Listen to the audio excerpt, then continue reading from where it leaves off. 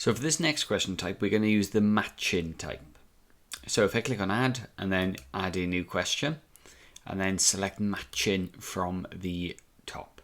Now a matching question is almost like drawing a line between two options on a piece of paper. So I'm going to start off by putting a question title in and a question text. So match the following with data, information, or knowledge. So what we are going to do is we're going to put a question and then we're going to put the match. So we're going to put this first part here, which is known as data.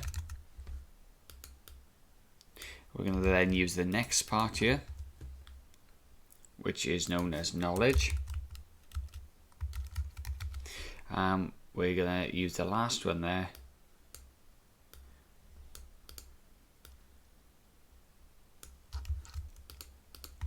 and we're going to call out information.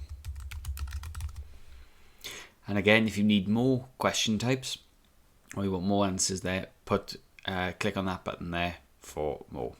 Don't forget to tag it and then click on save. Now what this question does is when you preview this question, it's going to give you this here.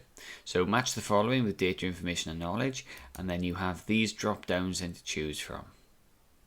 Now the more drop downs you have, obviously the bigger the questions are going to be and the more choices you're going to have.